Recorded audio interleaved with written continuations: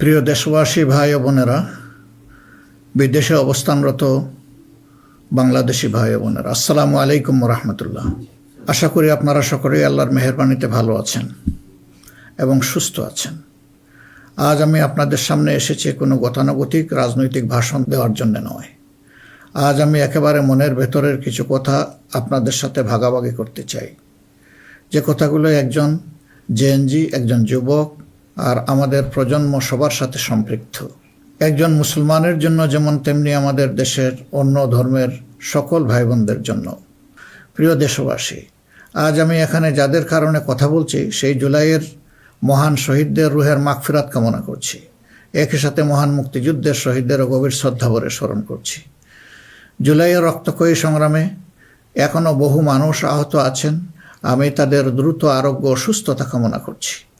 জুলাই হয়েছিল কারণ আমাদের দেশ, আমরা একত্রিত হয়েছিলাম। জুলাইতে রাস্তায় নেমেছিল আমাদের তরুণরা, রাস্তায় নেমেছিল আমাদের প্রিয় মা বোনেরা, নারীরা, রাস্তায় নেমেছিল শ্রমিক, কৃষক, সর্বস্তরের ভাইয়েরা এবং সকল মেহনতি মানুষেরা। ফেসিবাদ বিরোধী বিভিন্ন রাজনৈতিক দলের নেতাকর্মীরাও তখন আমরা একাকার হয়ে, শিক্ষক ও প্রকৌশলী, ডাক্তার সহ বিভিন্ন শ্রেণী পেশার মানুষ তখন রাস্তায় নেমে এসেছিলেন। দেশপ্রেমিক সশস্ত্র বাহিনীর সদস্যরাও সে সময় অত্যন্ত প্রশংসনীয় এবং দায়িত্বপূর্ণ ভূমিকা পালন করেছেন। আমরা জুলাই আর চাই না। আমরা চাই এমন বাংলাদেশ যেখানে আর কোনো দিন জনগণকে রাস্তায় নামতে হবে না। আমাদের বুঝতে হবে জুলাই কেন হয়েছিল। জুলাই হয়েছিল একটা বৈষম্যহীন বাংলাদেশের জন্যে। জুলাই হয়েছিল একটা কালো রাজনৈতিক ধারার পরিবর্তনের জন্যে। যুগের পর যুগ ক্ষমতা কুক্ষিগত ছিল পরিবারতন্ত্রের হাতে, নির্দিষ্ট গোষ্ঠীর হাতে। সেখান থেকে মুক্তির জন্য, বিশেষ করে 2009 সাল থেকে জাতির উপর এমন এক শাসক গোষ্ঠী চেপে বসে, যারা মানবাধিকার, ভোটাধিকার সহ সকল গণতান্ত্রিক অধিকার কেড়ে নেয় এবং গণতান্ত্রিক প্রতিষ্ঠানগুলোকে ধ্বংস করে ফেলে। গুম, বিচার বহির্ভূত হত্যা, আয়নাগর প্রতিষ্ঠার মাধ্যমে জনগণের উপর নিপীড়ন চালায়। 2014, 18 ও 24-এর পরপর 3টি জাতীয় নির্বাচনের নামে তামাশার মাধ্যমে আমাদের ভোটের অধিকার হরণ করা হয়। এইসব নিপীড়ন এবং অধিকার ফিরে পাওয়ার জন্যই এসেছিল রক্তাক্ত জুলাই।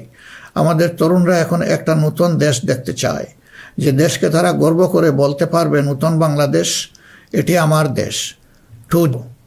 এক কথায় যদি বলি, দেশের মানুষ পরিবর্তন চায়, কিন্তু একটি মহল পরিবর্তনের বিরোধী। কারণ পরিবর্তন হলেই তাদের অপকর্মের পথ বন্ধ হবে, মানুষের অধিকার কেড়ে নেওয়ার সুযোগ থাকবে না। এই সংস্কৃতি বদলানোর সাহস সবার থাকে না। ক্ষমতাবানদের বিরুদ্ধে রুখে দাঁড়ানোর হিম্মত সবার হয় না। এই হিম্মত দেখিয়েছে আবরার ফাহাদ, আবু সাইদ মুগ্ধ, উসমান হাদি এবং তাদের সহযোদ্ধারা। তাদের রক্তের শপথ নিয়ে নতুন প্রজন্মের লক্ষ লক্ষ সাহসী সন্তান আজ এই পরিবর্তনের জন্য প্রস্তুত। এই দেশ আমাদের সময়ের এই সাহসী সন্তানদের হাতেই তুলে দিতে চাই। কারণ বাংলাদেশের ভবিষ্যৎ এই তরুণরাই রচনা করবে। এই তরুণরা পরিশ্রমী, তরুণরা সাহসী, তারা মেধাবী। এই তরুণরাই পরিবর্তনকে ভালোবাসে।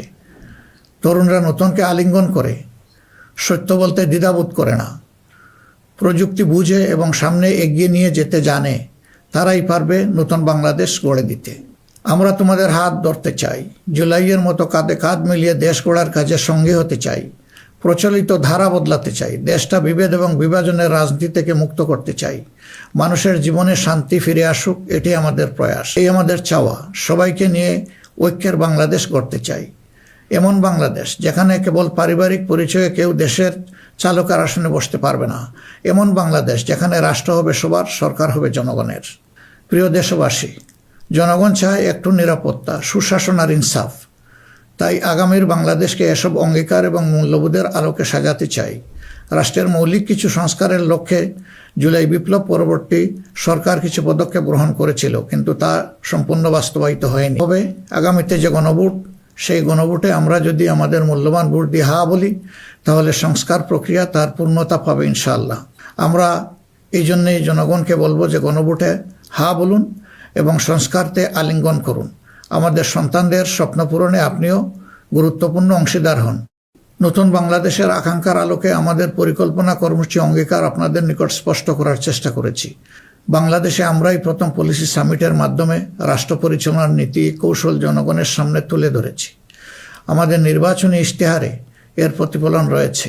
এই প্রক্রিয়ায় অনেকেই আমাদেরকে সহযোগিতার সাথে কথা বলেছি, বসেছি এবং তাদের মূল্যবান মতামত পরামর্শ আমরা গ্রহণ করেছি।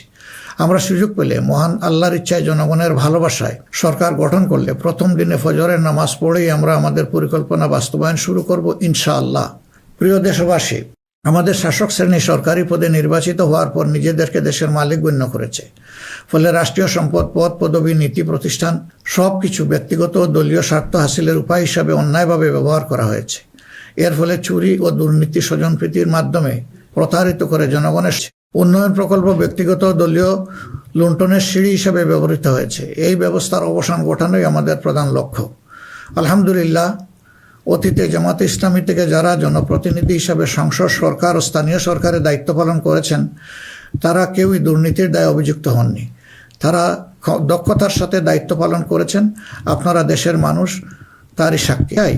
আমরা কি আমাদের জাতীয় সক্ষমতা ও সৃজনশীলতা বৃদ্ধি করতে চাই?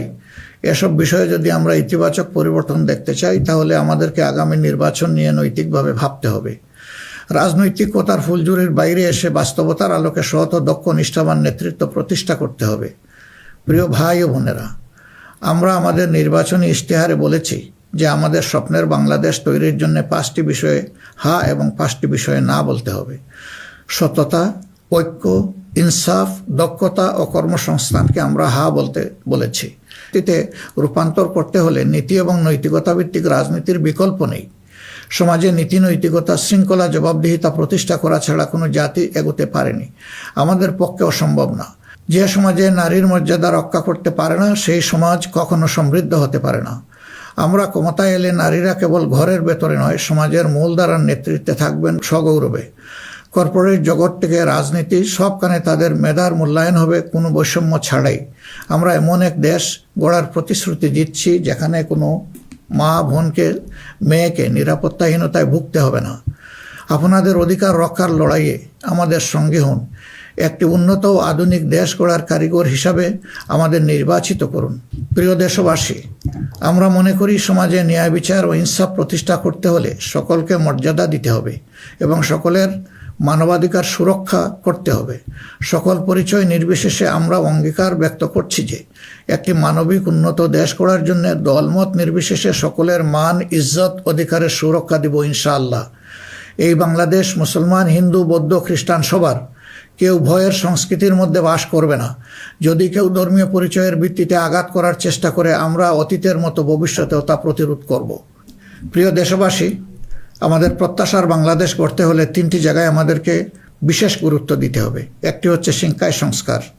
শিক্ষা হতে হবে নৈতিকতা ভিত্তিক এবং সেটা হতে হবে টেক বেসড। এখনকার দুনিয়া সারাই প্রযুক্তিভিত্তিক শিক্ষার উপর নির্ভরশীল। আমরা সেই শিক্ষা থেকে বঞ্চিত। আমাদের সন্তানদের হাতকে আমরা দক্ষ কারিগরের হাত হিসেবে গড়ে তুলতে চাই এবং তাদের হাতে হাতে আমরা কাজ দিতে চাই। আমরা কোনো বেকার ভাতা তাদেরকে তুলে দিতে চাই না।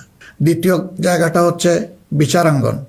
ন্যায় বিচার সমাজের প্রতিষ্ঠা হলেই কেবল আমরা আমাদের প্রত্যাশার বাংলাদেশ গড়তে পারবো।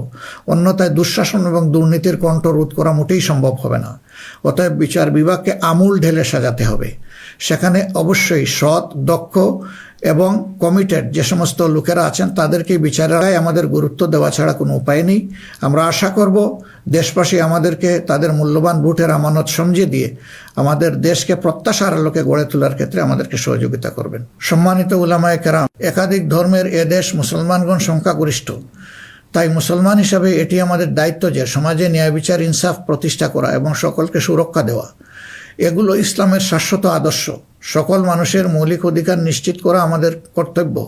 আল্লাহ তাআলা স্পষ্টত বলেছেন, ইন্নাল্লাহা ইয়া'মুরুকুম বিল আদলি ওয়াল ইহসান ওয়া ইতা'i যিল কুরবা ওয়া ইয়ানহা আনিল ফাহশাই ওয়াল মুনকারি এর ভিত্তিতে আমরা অন্যের ভৌগোলিক অখণ্ডতাকে সম্মান করি এবং শ্রদ্ধা করি।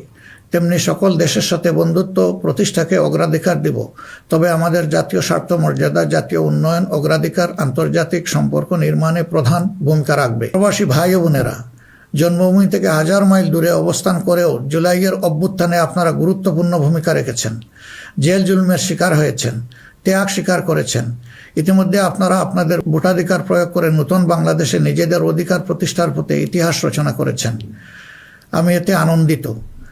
আগামী দিনে দেশ গড়ার এই অভিযাত্রায় আপনাদের সক্রিয় অংশগ্রহণ ছাড়া আমাদের নতুন বাংলাদেশের স্বপ্ন অপূর্ণই থেকে যাবে। ছাড়াও বাংলাদেশের বাইরে যেখানে যেখানে সমস্যা রয়েছে। যেমন ইংল্যান্ডে ম্যানচেস্টার ফ্লাইট বন্ধ করে রাখা হয়েছে। আমরা কথা দিচ্ছি আর কোনো ফ্লাইট বন্ধ, ফ্লাইটগুলো আমরা আবার ফিরিয়ে নিয়ে আসব। নিউ ইয়র্কে নতুন করে বাংলাদেশ ফ্লাইট ইনশাল্লাহ চালু হবে। এরকম দুনিয়ার যে যে জায়গায় এই ফ্লাইটগুলো চালু হওয়া দরকার তা আমরা নিশ্চিত করার ব্যাপারে বদ্ধপরিকর। দেশ আর পিছনের দিকে যাবে না, দেশ এগিয়ে যাবে সামনের দিকে ইনশাআল্লাহ। রিমিটেন্স যোদ্ধা তারা আমাদের গর্বের ধন। কেউ যদি আল্লাহর ইচ্ছায় বিদেশে ইন্তেকাল করেন, আমরা অত্যন্ত সম্মানের সাথে আমাদের কাঁধে করে তাদের লাশ দেশে বয়ে নিয়ে আসবো ইনশাআল্লাহ। আমাদের প্রবাসীরাও জাতীয় সংসদে আনুপাতিক হারে ইনশাআল্লাহ তাদের প্রতিনিধিত্ব আমরা নিশ্চিত করার প্রবাসী। নির্বাচনী প্রচারণা শুরু হওয়ার পর থেকে দেশের বিভিন্ন প্রান্তে আমরা গিয়েছি। আপনারা আমাদের সভা সমাবেশে যোগ দিয়েছেন, আমাদের কথা শুনেছেন। আপনাদের ভালোবাসা, অংশগ্রহণ ও সহযোগিতায় আমরা অভিভূত, আমরা মুগ্ধ। আমরা আপনাদের প্রতি চিরকৃতজ্ঞ। আমাদের নির্বাচনী প্রচারণা বা অন্যান্য কার্যক্রমে কেউ কষ্ট পেয়ে থাকলে আপনাদের কাছে আমরা ক্ষমা প্রার্থী। আগামী নির্বাচন সুষ্ঠুভাবে আয়োজন করা সকল রাজনৈতিক দল। তাই আমাদের আহ্বান হবে নির্বাচনী আচার আচরণ বিধিগুলোকে সম্মান জানানো এবং প্রতিদ্বন্দ্বী রাজনৈতিক দলের বৈধ অধিকারকে সম্মান করা। সুষ্ঠু নির্বাচন আয়োজনের মাধ্যমে রাজনৈতিক স্থিতিশীলতা নিশ্চিত করা হবে আমাদের রাজনৈতিক অঙ্গীকার। প্রিয় দেশবাসী, আমরা আন্তরিকভাবে বিশ্বাস করি যে রাষ্ট্রীয় দায়িত্ব হচ্ছে আমানত। রাষ্ট্রীয় দায়িত্ব কোনো উপভোগের বিষয় নয়। সর্বাবস্থায় আমরা স্মরণে রাখব আমরা প্রত্যেকে দায়িত্বশীল এবং আমাদের দায়িত্বের ব্যাপারে জিজ্ঞাসাবাদ করা হবে। আমরা হজরতে ওমরের সেই বিখ্যাত উক্তি ও দায়িত্বশীলতা মনে রাখব যে ফুরাত তীরে একটি কুকুর না খেয়ে যদি মরে তাহলে তার জন্যেও তাকে জবাবদিহি। আপনাদের সকলকে আজকের এই পর্যায়ে এসে আরেকবার আমি আহ্বান জানাবো, আসুন একটু নতুন বাংলাদেশ, তরুণদের প্রত্যাশার বাংলাদেশ, জিএনজির জন্য আগামী বাংলাদেশ, আমাদের নারী সমাজের জন্য একটা নিরাপদ এবং সম্মানের বাংলাদেশ গড়ে তোলার জন্যে আমরা সবাই আগামী 12 তারিখ দাঁড়িপাল্লা এবং জোটের অপরাপর মার্কা যেখানে যেটা আছে তাতে ভোট দিয়ে 11 দলীয় প্রার্থীদেরকে নির্বাচন করি। তাহলে ইনশাআল্লাহ প্রত্যাশার একটি দেশ আমরা খুঁজে পাবো, একটু নতুন বাংলাদেশ পাচ্ছেন। আল্লাহ হাফিজ। বাংলাদেশ জিন্দাবাদ। বাংলাদেশ জামাত ইসলামী জিন্দাবাদ। 11 দলীয় নির্বাচনী ঐক্য জিন্দাবাদ।